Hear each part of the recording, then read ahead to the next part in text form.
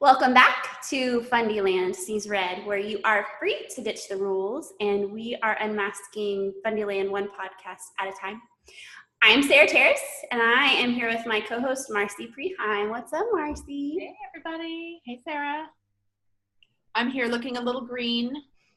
I'm in a random hotel room in Texas, 2.5 hours away from my twinsy. And alas, we are in different rooms. We are. That's a big bummer. Yeah, it is. Sucks. Sucks the big one, actually.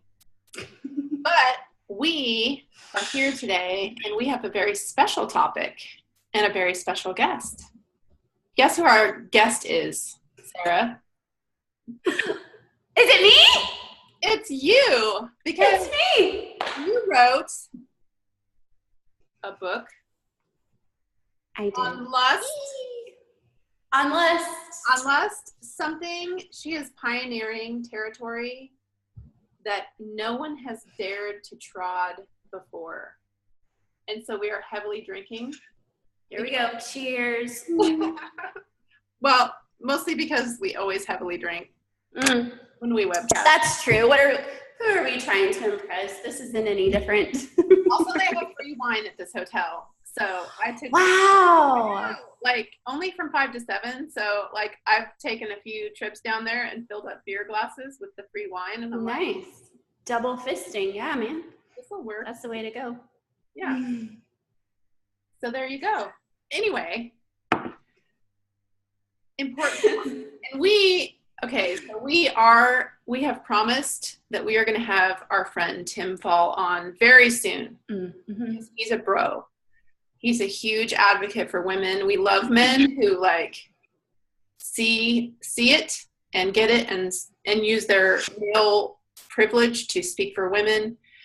We want to do the same for other groups of people that are suffering or that are marginalized because of their race or because of their sexual orientation, all of that kind of stuff. But in Unmasking Fundyland, one webcast at a time, we want to talk about women's sexuality.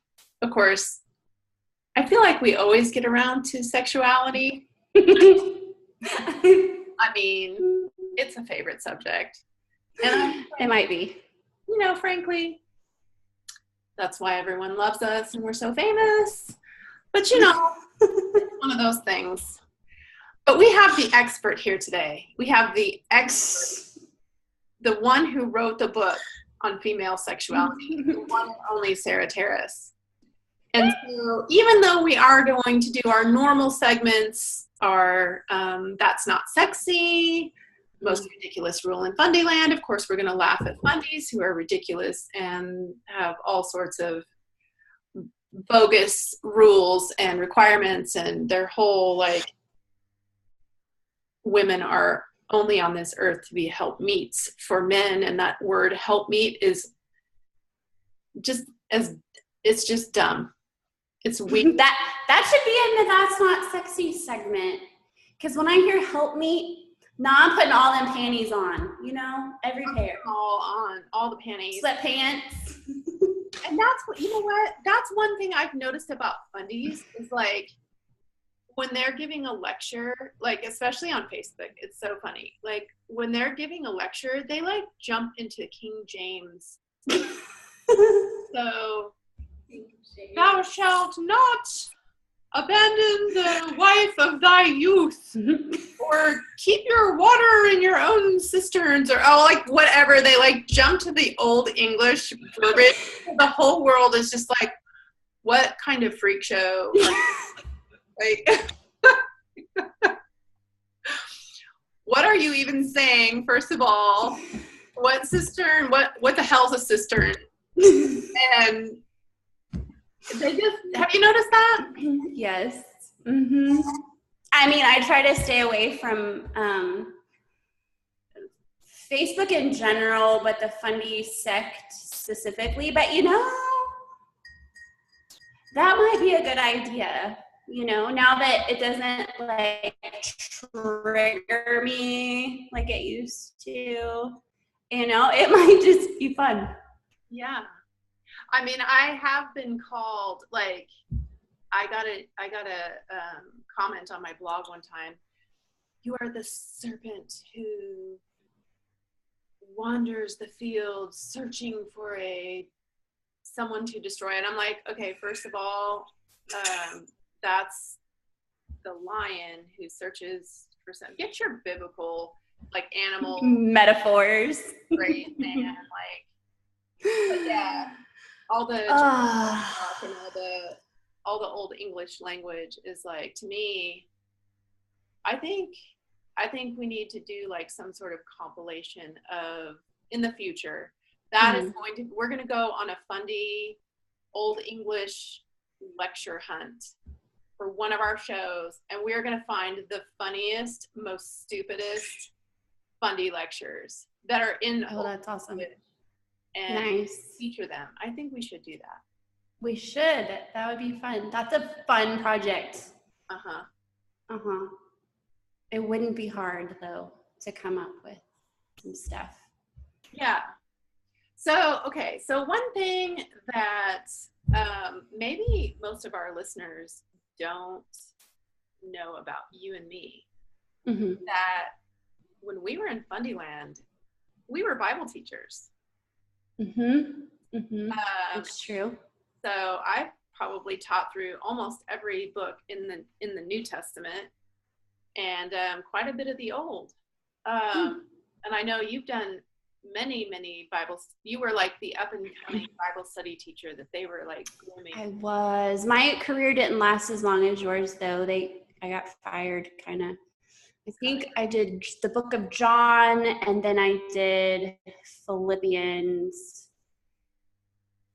And that's when I started talking about how Jesus did things for us on our behalf, and that didn't fly.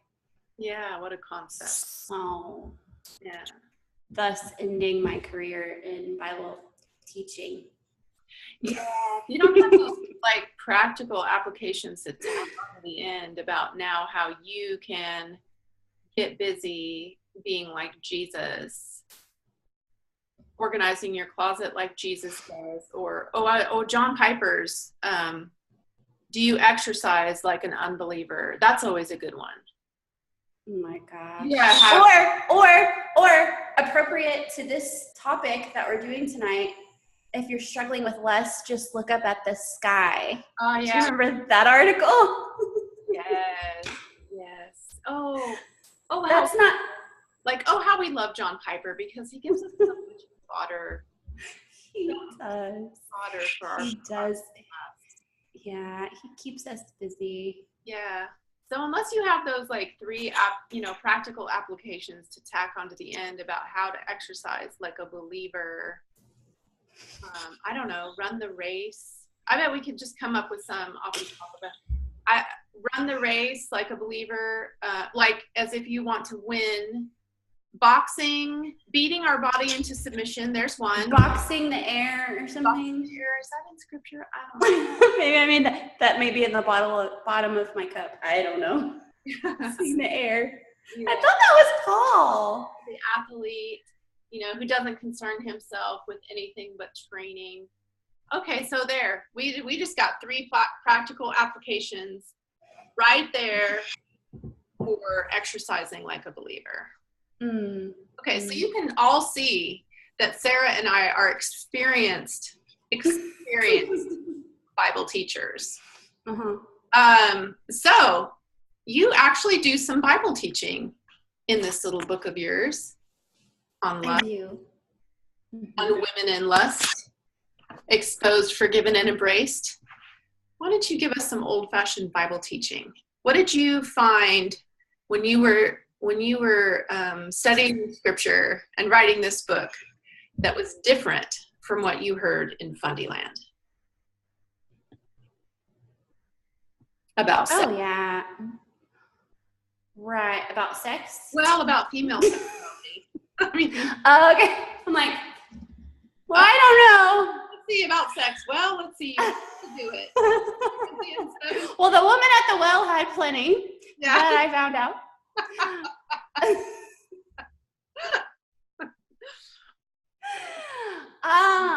Yeah.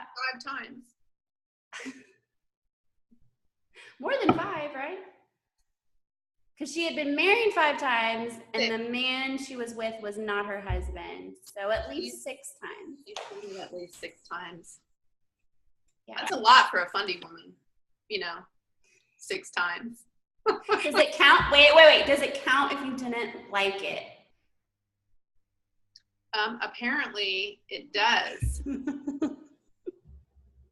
As everybody's about to find out from me. Pay attention to Marci's blog for a little bit, because something's a brewing. You're going to want to see that. All right, I'm stalling the question, which was what again? Oh, and Bible studying and do some Bible teaching right now. Oh, I don't know if I can. Well, basically, the scriptures that I go through in the mini book are scriptures that have greatly impacted me so first of all, this book on blessed, exposed, forgiven, and embraced for women is essentially my confession. Surprise! I struggle as a woman with lust. That's not a thing that is unique to man. And so, sorry, I'm getting messages on Skype apparently. From Blake Collier telling me to stop STAHP being awesome. I can't, Blake. So he must know I'm online. Anyway, so, when I've talked about this, and I think I've even talked about this on our show, when I was crashing out of legalism, when it all started for me was hanging out in the book of John, and just seeing how Christ interacted with real people, real human people that I could identify with, sinners, people that just didn't fit your typical religious society. And I took note of his compassion, and in John, he says, if you've seen me, you've seen the Father. And so watching him be compassionate and extend grace and mercy to people through that book, I started understanding that that's God's disposition towards me. Because in Fundyland, it's get your act together so that God will be pleased with you. And as a woman, I would say the number one thing that kept me in hiding, both from people and from God, or attempting to hide from God, was my struggle with lust. I always heard in Fundyland from the pulpit, men just getting hammered with shame and guilt, their faith questioned because they struggle with lust. And I sat there with this secret, that, I struggle with that too, but I'm never addressed because apparently women don't like sex, as we've discussed in, I think it was Linda Dillow that gave us that little nugget. Thanks, Linda. That women don't like sex, and that's why their marriages are failing. We'll get to that later. Yeah. And so, just sitting in the pulpit and hearing men get reamed for that and feeling like a failure, but having a double weight of condemnation or a double dose of condemnation, because not only do I feel like a failure because I'm failing the way they are, and I'm hearing them get shamed and ridiculed for that, and their faith called into question, but I'm a woman and I'm not supposed to struggle in this way. And so it was just this thing that it sent me into hiding, And so when I started reading the book of John specifically, and I saw how Christ interacted, especially with women, and I think this is really interesting, Marci, in the Gospels, the only people that ever get really called on the carpet for their like sexual indiscretions are women. And I think there's some cultural things with that, like with the woman at the well. It's not just, oh, she had some shame she was carrying around. I mean, back then, if you were married and then divorced, especially if it was like in the case of adultery, you couldn't function in society. You were a complete outcast. There was no way for you to provide for yourself as a woman. And so you would have to go back into, it was like this shameful cycle that you can't get out of, because typically, what do they go to? Well, prostitution. Are you going to starve to death? You know, because that's all you're good for now in those societies. Like the only service or product they have is their vagina. Right. No, and so I think that's what makes the woman at the well, her story and Christ's encounter of her so incredibly just jaw-dropping. You know, it's not just, oh, well, no one, you know, she's just kind of a disgrace. No, she is in a perpetual cycle that she can't get out of. Her situation is 100% helpless. Yeah. And Christ comes in and he pulls the curtain back. Like sought her out. Yeah. He sought her. Yeah. Created the conversation, and that's illustrated with the disciples who are like, why are you talking to this chick? What is he doing? And why is he talking to her? But nobody's going to say anything. But it was scandalous. Absolutely. And then turns her into the first evangelist. Mm-hmm. That's what God does. Yeah. Well, and I think what's so beautiful about that story and what I highlight in the mini book, he didn't just sweep it all under the rug and say, nah, I get it, it's cool. Yeah. Like, you know, when he said, go get your husband and bring him here. Well, I don't have a husband. That was true. Yeah. But that wasn't all of the truth. And Jesus he doesn't shy away from fully exposing. And he just pulls that curtain back on her 100% and says, you're right. You don't have a husband, but you've had several. And the man you're living with now isn't your husband. But then he does not say one shameful thing to her about it. He doesn't, question whatever. He just says, this is the truth. The man who speaks to you is he. Yeah. The Messiah you're talking about, I'm it. Yeah. If you knew who was asking you for water, you would be asking me for water that will satisfy you always, that will seek you out. And I would give it. Yeah, and I would give it to you freely, yeah. It's about what I would give to you. And he reveals himself as the Messiah to her more clearly than anyone else in all of Scripture. Yep. And he hides his identity from the religious leaders. Yeah, there's a picture of Jesus that the church gets very backwards all the time. Yep. So, and her sexuality was not an obstacle to intimacy with God. Her sexual baggage. No. And that's the thing.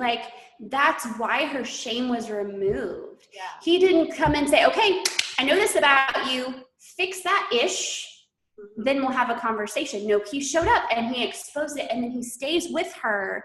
And because he stays with her and tells her who he is, all of that shame is removed. She goes running back into the one place where she's unacceptable, and she doesn't care. Why? She no longer has shame about who she is. Right, and she's able to accept herself, which is something that, Fundyland never teaches. They never teach you to accept yourself, but it's like, because she was accepted by Christ, she was able to accept herself for who she was. So right, because that's the thing she went running into town with. Come meet a man that just told me everything about me. Who she is what she brought to proclaim him. Right. Her weakness. Here's my shit that you guys all know now. And that you talk about behind my back. Yeah, and it's, that's a very different Jesus than I ever encountered in fundamentalism. In fundamentalism, Jesus was cranky. Yep. And he was standoffish. And he was stoic. And a misogynist. Oh my gosh, and a total misogynist. Yeah. And I do not see, when I come face to face with scripture, and I really looked, that's not the Jesus that I saw. Same. Me too. Me too. So, did I even answer your question? I don't know. I'm just talking. I mean, I'm just going to wind you up and let you go, girl. Cool. So, so one thing I have learned from you, that, or I've rediscovered, I guess, is that sexuality for women is a gift, not a curse or a drudgery or an obligation. It was supposed to be a gift from God, but most women in Fundyland don't view it that way. Can you expound on that? Yeah. Yeah. I mean, we've talked about it pretty much every episode here. But yeah, I mean, in fundamentalism, I think you've said it best when you talked about, in fundamentalism, sex for women is like prostitution. It's a requirement. It's part of your duty. You show up, you do the thing, and you're required to do the thing, and there's fear attached because if you don't do the thing, your husband's gonna run off and be unfaithful. And so if you're just faithful to consistency in this area, it's also about procreation. That's part of your duty, again, is to bear children. And it's never, ever discussed. It's all for the man. It's all for the man. Well, let me ask you, if sex is 100% all for the man, why do I have a clitoris? Because does the clitoris benefit the man? No. It benefits me. It's fantastic. It could benefit him if he knew how True. to use it, right?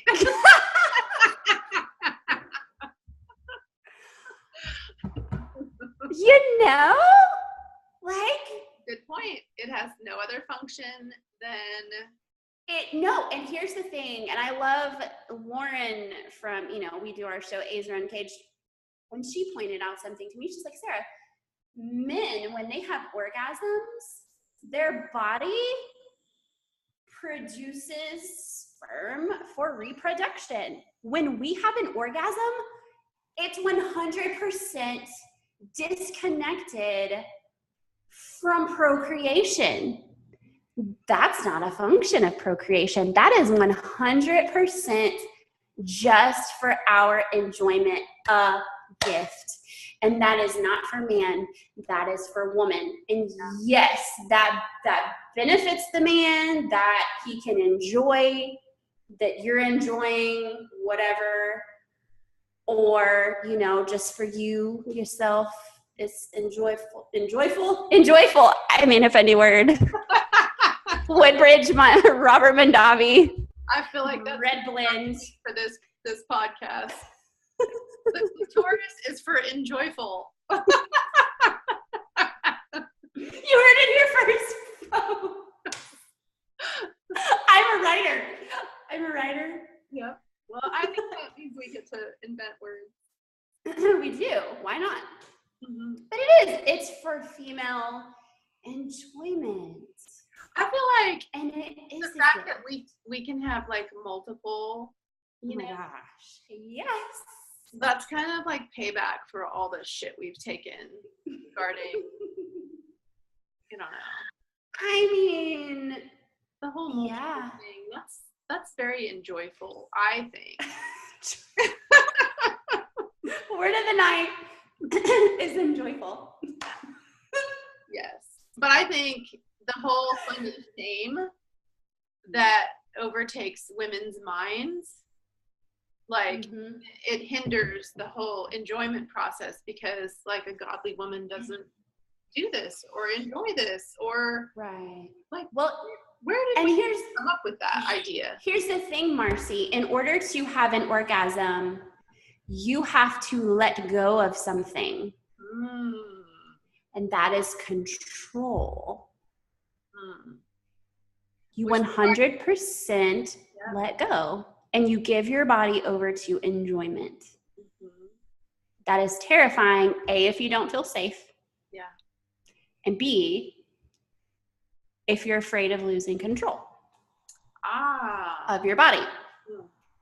Okay, well, that kind of answers. I have a question here that says, even for a woman with a healthy sex drive, we need to have trust with our partner. Why do you think physical intimacy is so scary for so many women? I think there's our answer. Yep. Like vulnerability, like forced vulnerability isn't safe if you're not with someone who's going to be careful with that. Right. Right. And because if you're just here for him, then that's not being careful. Yep.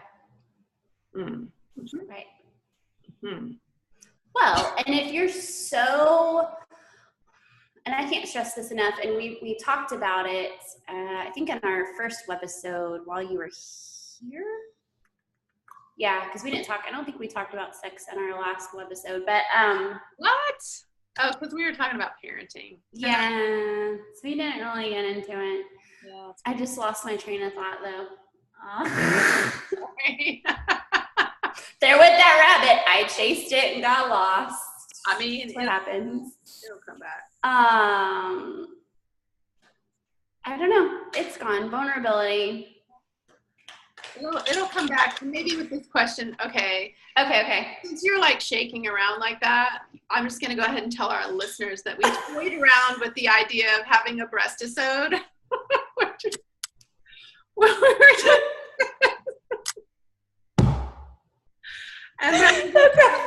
And then we decided that, I don't know. That's not appropriate. Maybe we should have done. That's not appropriate. I mean, it's we were. It was honest. It was. We were trying to get the lighting correct. Yes, that's true, because I look green, and there's nothing to do about it. I moved all over this hotel room, and I looked green. She did. It's not her fault. It's the neon lights in the hotel. Sarah got a good look at my ass. I did. It's a nice ass. Congratulations. Thanks. I worked very hard. Yeah. So we have a breastisode and an assisode, but none of you got to see that. Sorry. We're not appropriate anyway, but I don't know. I think they would. Maybe the women would miss our faces, and the men would really enjoy the breastisode. But look what I'm doing. I'm genderfying, which is exactly what it's not about. All right. It's hard to let go of. Well, here's a good question. Okay. So did we answer that correctly? I mean, did we finish? We went down the you have to let go of control. I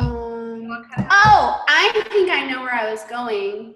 Okay. Talking about trust and the whole like prostitution thing. And if you feel like, first of all, if we surround sex by law, if we surround it with law and we say you have to have sex, because for me in fundamentalism, it was every 2 days I was given a 30-day sex challenge once from my pastor's wife. Have sex with your husband every day for 30 days to build a habit.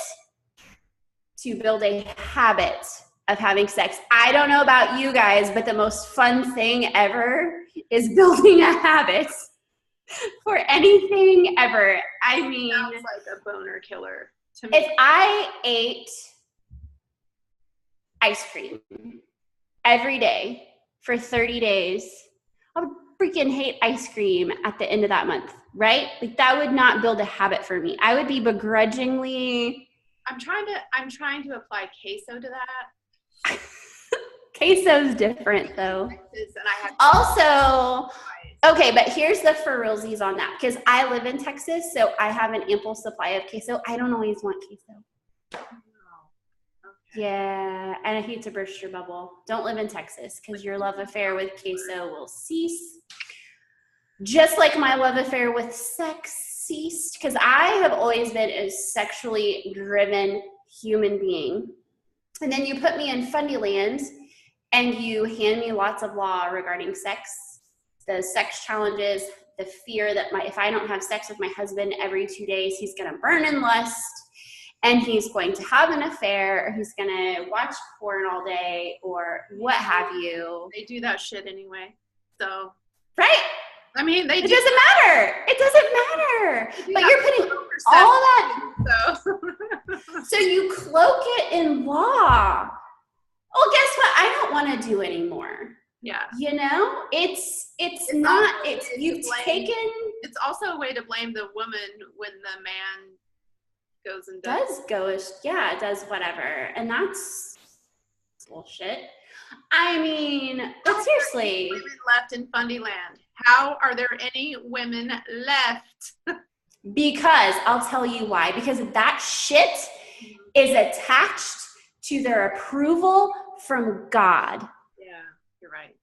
If I am a good wife and I have sex on demand, if I never tell him no, if I'm available if I initiate every 2 days, if I'm always available, then I'm a godly woman and God is pleased with me. Yep. And that is some sadistic shit. Yeah. And it is not true, and it is not the gospel, and that is spiritual sex abuse. It is. Like hardcore. That is why women are still in that, because they're terrified that if they say no, and I've been there, and I've said no, and I've been riddled with guilt. Yep, me too. Riddled with guilt for saying, I don't want to have sex tonight. I'm freaking exhausted. I don't want to do it again. Yeah. You know? Yeah. And it's awful because it takes something, it takes away. I no longer want to desire you because I'm nothing but I'm a toy now. Yeah. I'm a robot. I'm a prostitute. I'm a whatever, but not a human being who has desires. And you took away my no. Love is not free. No. It's an obligation. And you took away my no. And if you take away the no. And yes doesn't mean anything. Yes doesn't mean anything. Mm-hmm. I'm just going to grit my teeth and get through it.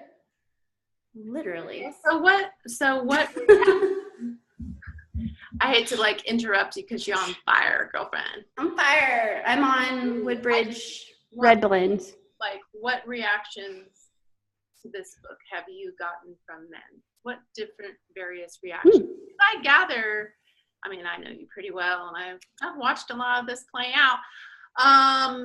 Men are, I've seen a few different reactions. They're actually pleasantly surprised to find there's one woman out there who struggles with lust. The rest of us are just hiding it. So what reactions have you gotten and how has this played out in the Twitter sphere? Right. Well, certainly they're fans of this topic. I've not had a single man come out and say, shame on you for talking about this. I had my first book review today, and it was written by our favorite Twitter grump, Dr. Jim West, Dr. J. And he hates everything. Yeah. But and he's a very stickler when it comes to like theology. And he loved it. He gave it a great review, and I super respect him, and I totally cried when I read it. He was super behind it. I've had several pastors actually be very behind this project, and that's been encouraging. I've had regular bros around us, friends of ours, that are super encouraged by it. Loved it, that it encouraged them, that it was just gospel rich. So, it applies both ways to men and women, because yes, I'm talking about this and it's specifically to women, but the gospel applies to both men and women. So they were encouraged by it too, and then you get the weird ones. That, because I'm very open and have been since I started this project. I think part of it is that I needed to begin to have this discussion openly in public, because this was coming. And so for the past couple of years, I've been talking more freely and openly and publicly about female sexuality and things of that nature. And so when you do that, men automatically think that because you have a strong sexuality that you're just horny for them all. Right. You are cordially invited to have sex with me. I like sex. Cordially invited. Okay, but that's not how it works. Right. Yeah. That's not even how it works with men. No, it isn't. So, you get some weird stuff. You get some bros that think they can just like DM you some like links to sex furniture, and you'll find that amusing. Yeah. P.S. I didn't. Yeah. I didn't respond. I just let that awkwardly sit there. Like, LOL, we're not friends. So yeah, no. I mean, you were cool for about a minute, and then you did that, and I went, no, thank you. No, thank you. I'm good. Yeah. And so, I think men take that as an open invitation a little bit, and I kind of expected that, but I don't put up with it. Yeah. So I think I don't put up with it. I mean, a lot of men, we run in a lot of circles where, people are coming out of Fundyland. And I do have compassion on a lot of these men who their wives hate sex, and their only option for sexual outlet. And so they get a little crazy and they don't know what to do. And But right. Let's help our bros out here. Like, is there any possibility that the church, or maybe even you bros, killed your wife's sexual desire? How maybe instead of continuing to try to guilt her into the sack, what advice can you give to our brothers in Christ who are married to women who seemingly hate sex and are self-righteously judging him for wanting it?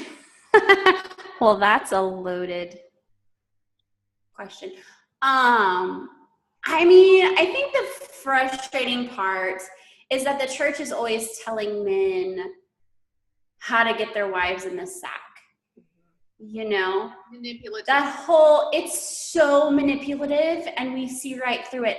Buy her flowers, do the dishes, blah, blah, blah, blah, blah. But you don't know her.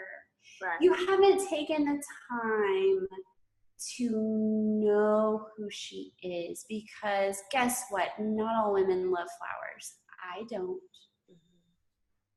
You bring me flowers, cool, okay. Now I'm gonna have fruit flies in about 3 days. Or if you take care of our children, like, or if you take care of our children so that I can have a break, like. Okay. If you're just giving her breaks, bro homie. Right, so she can go bro homie. Ready for you. Yes, and that's the thing. That's the thing. And it pissed me off in fundamentalism is sitting there and listening to this pastor with this shit-eating grin on his face, telling the men in the congregation that if they would just do the dishes and give their wife a break, they would have more energy for them later. You know what? Up yours, buddy. Yeah. Like, up yours, buddy. If we were sharing, I don't know, you live in this house too. Why am I pulling all of the weight?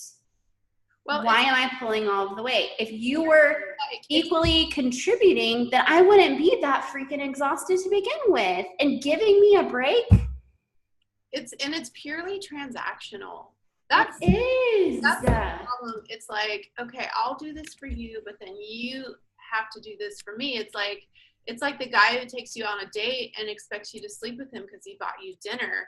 It's just purely transactional, and there's no emotional intimacy to back up physical intimacy. And if there's no, and that's the thing, and we've said it here before, that women are required to have sex, men are not required to love them. Right.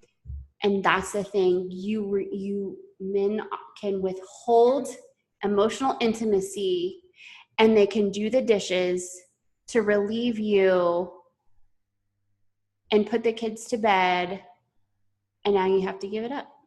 Well, and even if they don't put the kids to bed and give you a break and do the dishes, you still have to give it up. Yeah, you do. And so that's what Fundyland has done. And dudes, that's why you aren't getting any sex, because sex is all you want, and you don't want relationship. You don't want her. You don't want her. Right. You want relationship. Hello? Yeah. Even men want emotional intimacy. They do. But they don't, like they've been told in Fundyland, the wife was put here for you. So there's no, so they don't know that they want emotional intimacy. They just don't understand why she doesn't want to have sex. And so they just do acrobatic things, manipulative things to get her to have sex. Transactional. And we see right through that. So no, it's just, can we just get this done so I can get to rest? Yeah. Because all I want is rest. Yeah. Hurry up. And that's why. Yep. What can I do to get this train a moving so I can go to sleep? You know?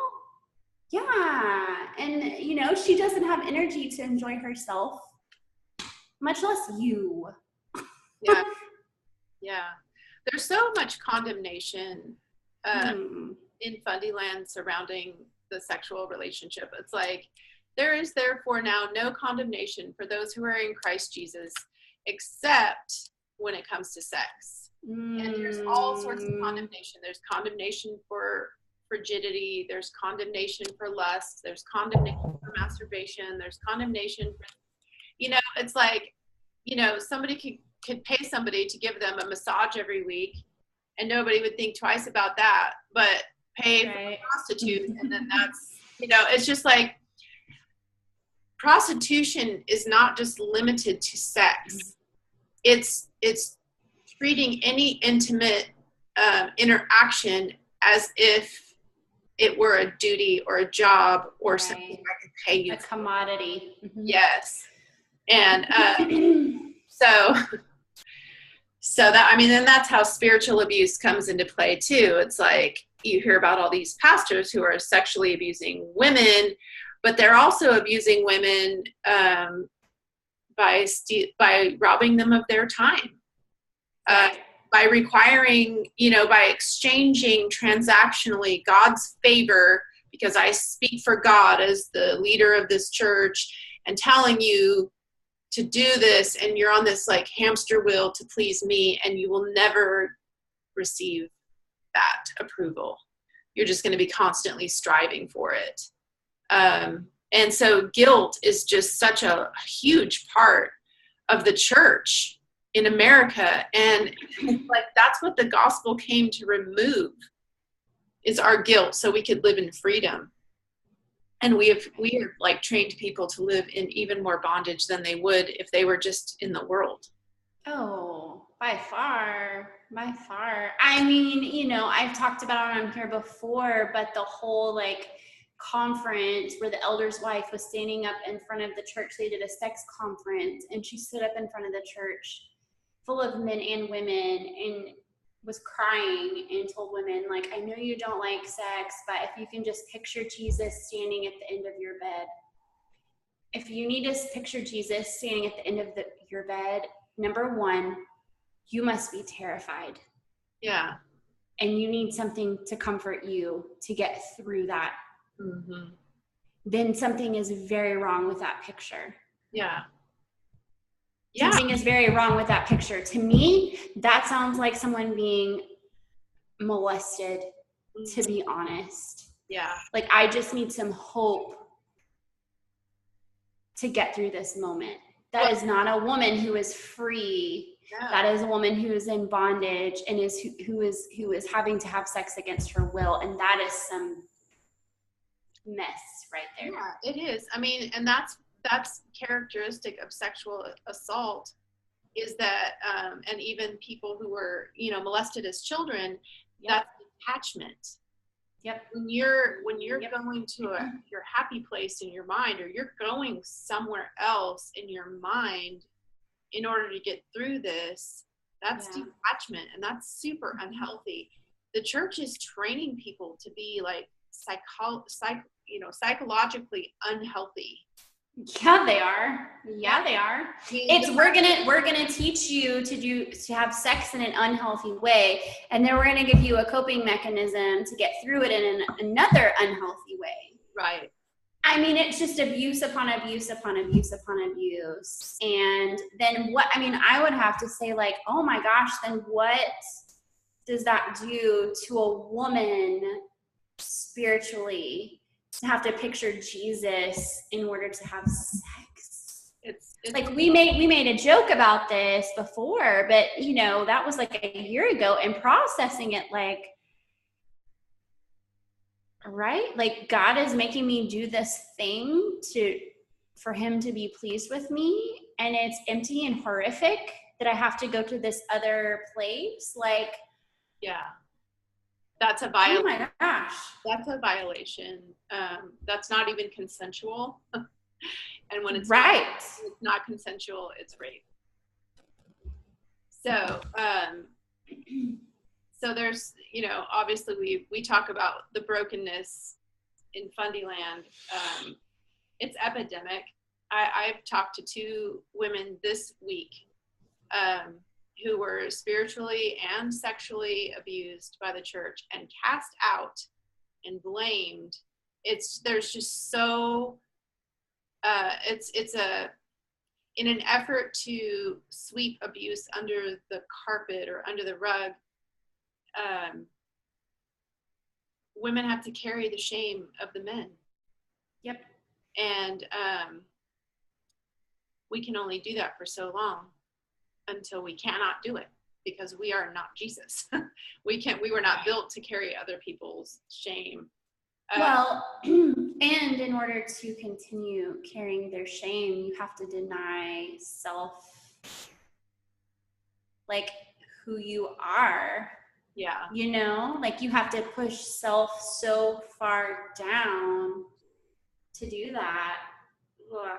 And the church teaches us to do that. And yeah, so, they do.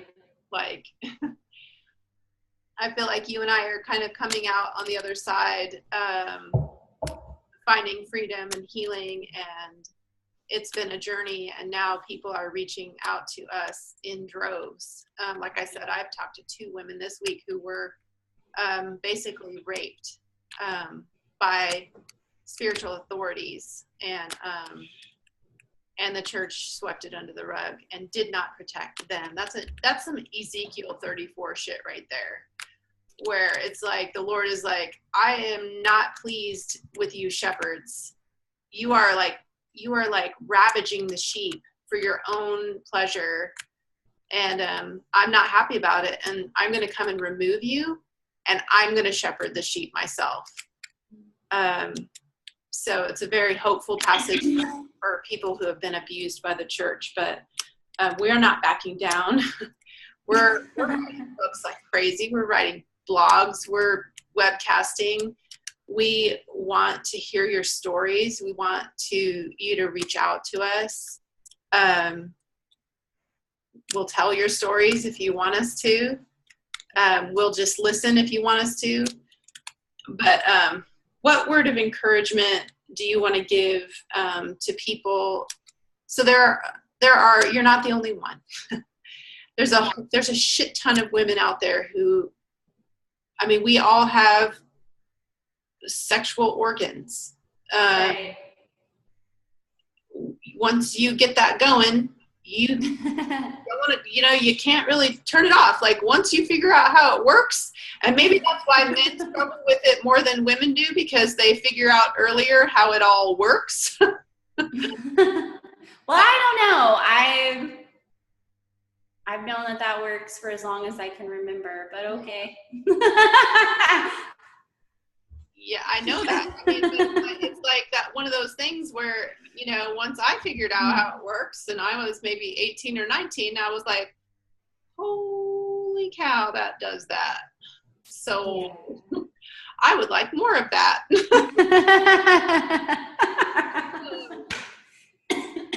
So once you kind of figure out how that works, what we always attach like a spiritual value to our genitals. Like, what word of hope? I mean, I don't see Jesus attaching spiritual value to any of that. No. What do you want to say to people who just can't seem to get victory to sound like man. That? I mean, I think the frustrating thing is that we're shaming all of the things. And we don't need to shame all of the things. That sexuality is good. It's healthy. Yeah. Sexual release. I mean, there's been studies done on even just masturbation that it's a healthy thing for your body to experience. If you don't do that, I mean, I think both men and women have experienced waking up in the middle of the night, having an orgasm because of a dream, like your body will just give over to that sort of a thing. I mean, and how powerful is that your mind can give you an orgasm without? I mean, yeah, and your body just responds. And, there are people that will shame you for that experience. And it's like, hi, I was asleep. Yeah. And there's nothing in scripture that's against masturbation. There's nothing there are very clear commands. And I just want to be clear, because I said this in my mini book that, and I got from Dan Allender, but from his book, but lust is an energy to possess and use. Okay. We're not here to shame sexuality. We're not here to shame desire. That is a gift. And that is a good gift. There's nothing wrong with that. To want to, I think, we have our sexuality is good, but obviously we have brokenness to ourselves, and we all look for something, some sort of coping mechanism. And for some people it's food or alcohol or whatever. For me, what I run to cope, and I've done this for a very long time, at least since I was a teenager through puberty, is through lust. It's a way to cope with things. So I cope sexually. And so if you do that, you're not alone in that. And I think there's a healthy way to do that, and then there's an unhealthy way to do that. And Jesus says the unhealthy way to do that is through lust, where we are possessing and using another person. We're making them insignificant so that we might become significant. And that's the difference. Being attracted to somebody is not wrong. Yeah. Having sexual desire or your body having a physiological need is not any wrong than you feeding your body because it's hungry, you know?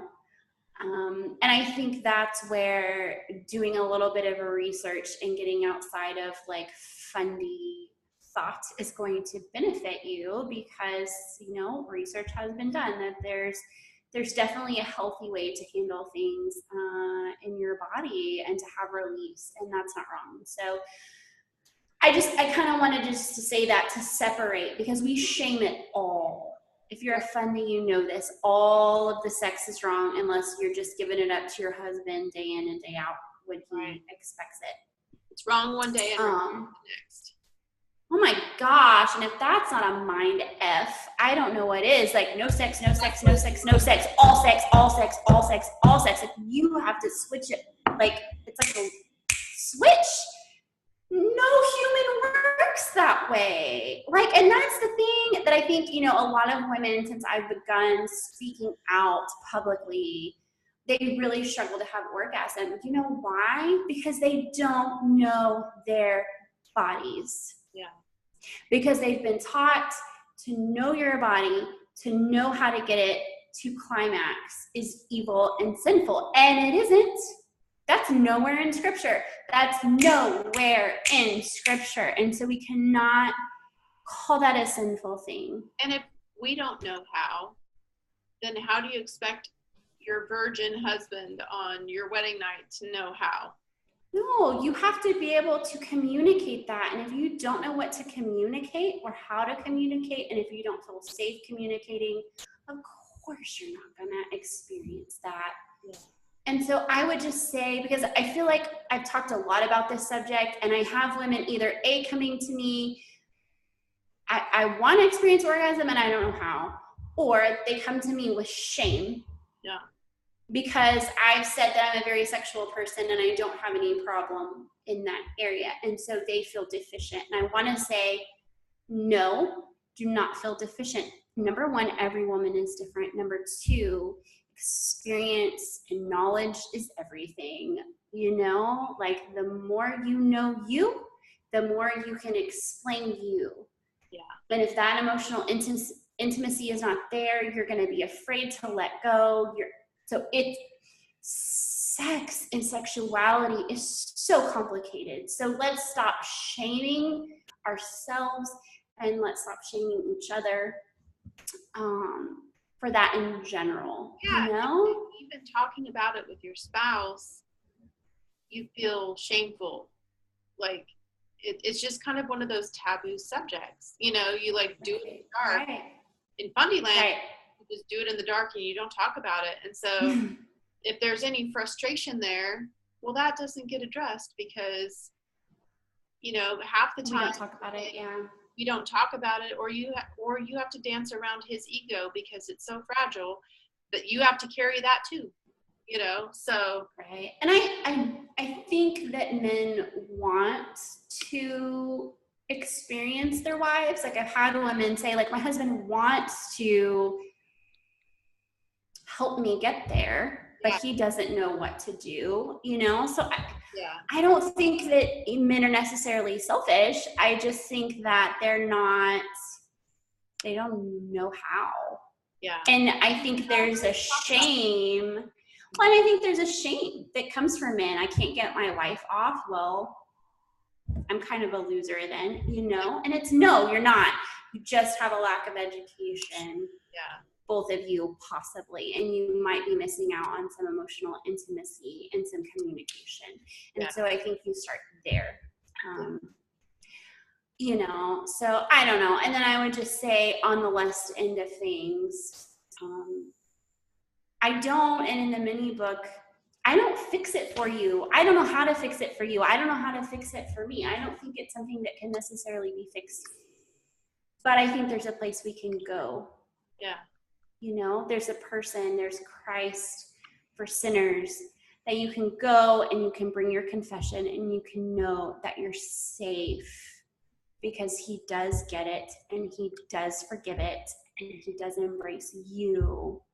And it doesn't matter how often you have to go in and confess that. And I think that was the biggest thing for me in fundamentalism, is that is the thing that hindered my relationship with God, because I thought I had to fix it before he would accept me.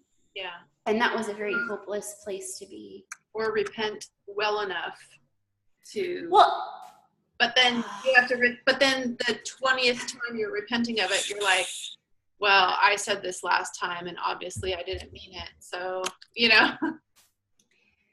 it's crazy. I think we don't have enough time to fix this one issue in one webisode, but we just have our theology wrong. We just have had it wrong for so long. And our sexuality, we've had it wrong for so long. And where you feel shame, just run to Christ and have confession. But no, like, sex is a gift. Sexuality is a gift. Your drive, your desire for sex, that's not bad. You're human. Right. Like, it's okay. It's okay. Fundies are not. It's good. Fundies are not sexy in general. They're not. None of them are. Like, the men are not sexy because they're pretending like they are not looking at porn and not masturbating in the shower. And fundy women are not sexy because they're frigid as hell. And, nobody will talk about this. So, but that's not my That's Not Sexy segment, because I have a really good one. I have a really good That's Not Sexy segment. Do you have one? I do. Okay. Why do you want me to do it first? Okay. Unless you're going to steal mine, and then you can't go first. I'm not going to steal yours, I promise. No, That's Not Sexy. So, since we're talking about my book, and we're talking about all of the things about lust, this week I had or was it last week? I don't know, I had a guy leave a blog comment. I wrote a post just kind of letting my typical readers know, hey, this is available finally. And some rando dude left a comment on my blog, and I didn't publish it, but I did post it on my Twitter, so you can go and look at media and you'll find a picture of his comment. But it was horrific. Basically, he used my confession in my book as a way to say, see, women are culpable for all of our lust issues. Oh, God. And it's like, no. Hold up. What is not sexy, once again, is blaming women for your shit. You own your shit and I'll own my shit. Boom, done. If I can't blame you, if I can't blame men, and I didn't, oh my gosh, I didn't blame men at all. And also, women are visual people. Yeah. I'm a visual person. I see you out in the world, okay? Me too. I'm old, but if not blind. Shut up. But seriously, if I can't blame you for your hotness, you can't blame me for mine. Right. So what's not sexy is using my mini book as an excuse for your garbage. Yeah. What you need to do is own your garbage, and you need to take it to Jesus. Because blaming women yet again for men's issues is not sexy. And also, that's not revolutionary. Y'all been doing that crap since the beginning of time. So let's just cut it. Anyway, back to you. Yeah, that would be a hell no, bro. Okay, so my That's Not Sexy segment is Twitter trolls who act like bros. Okay, if you're a troll, I would like to know that up front. But no, the Twitter trolls who act like bros at first, but then they all get into the DMs with my girls, send them dick pics. Mm-hmm. This happens. Pickup lines, kind of inappropriate, hey baby, I'm married, but I like what you have to say. I don't like my wife. She's all this bullshit. that is not sexy. It is not sexy to beat around the bush trying to hit up some of our girls just because we're like open about our sexuality. We're admitting that sex feels good. What a concept. Does not mean that we want to go meet you halfway and have a little rendezvous in a dirty hotel. Okay. We do not. We do. No. We do not. We're not interested. No. So no fishing. Yeah, fishing isn't sexy. Bye. We're interested in mutually respectful friendships. And sure, we might even joke around a little bit. But if you're like joking around with the thought of getting in any one of our pants, that's objectifying us, and we're not going to be okay with that, and we see right through it. Yeah, and also we're all kind of like feminists. Mm-hmm. So if you do that, it's like certain death. Yeah, it kind of is. Use your brains. Mm-hmm. Yeah, we don't want to be disrespected anymore. We've been disrespected our whole lives by men. We've been put in our place. We've been patted on the head. We've been condescended to. We've been treated like objects. And you know what? Respect, RESPECT, or bye. That's just the way it is. So yeah, boy, bye. Yeah. So we love men. We love to talk to men. We love to have male friendships. But as soon as it turns disrespectful, we're done. Mm-hmm. We will show you the door very quickly. Like, it's so crazy to me how like men can just be so disrespectful to me, and they think that I should be okay with this.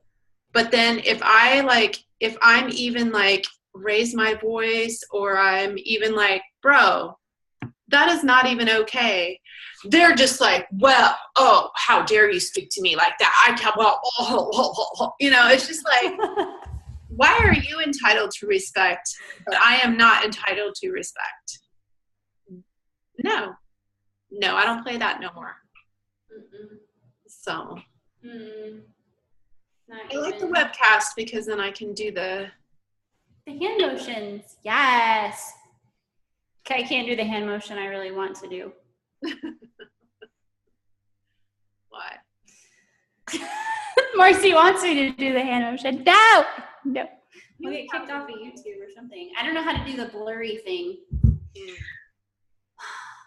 We'll just use the cover. We can make a cover for this video. I have one of you making that hand gesture. Did you take a screenshot? No. Oh. It's from last October. Oh, yeah. That one's been played. It's true. It's circulated a lot around the internet from a troll. That one's been overplayed, but I mean, hey, I like that picture. We can make a new one. I do. You look super cute.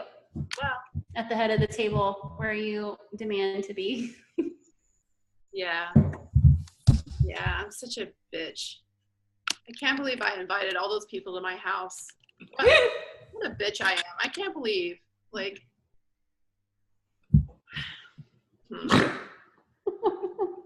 well.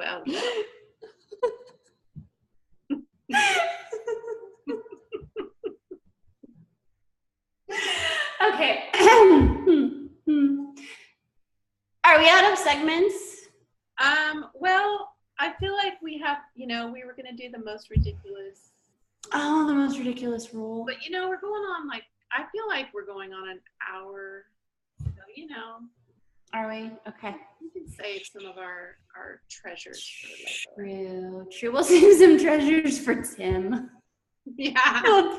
He'll appreciate, because I'm pretty sure that's the next show we need to do. Yeah, we're going to do that one. He'll appreciate our treasures. And we're sorry, Tim. We're getting to you. Life has just been insane. I've had a little bit of a crazy season, but... A little bit. Yeah. So I think we're good to sign off. Everybody go get Sarah's book. For $4. $4. And I fix you like that. Oh my gosh. That is a great investment. You should buy multiple copies and hand them out to your friends. It'll be if you want to buy multiple copies, you can go to New Growth Press and you can get a pack of 5 and save a little bit of money. If you're a fundie, fundies love to buy books and like lay them out with highlighted stuff. Mm-hmm. So if your wife hates sex, you can buy this book and highlight certain passages. I don't know. Do you think the guilt would work? No, because at the end she'll be like, it's all like have sex with you. See ya. Yeah, it's all absolution. Please don't use my book to guilt and shame your wife. That's anti everything that I stand for. You can try to guilt and shame her with it, but if she actually reads it, all bets are off. Yeah. So, all right. And rightly so. Yeah. This is Fundyland Sees Red, and we are signing off. Peace out. Woohoo. Peace.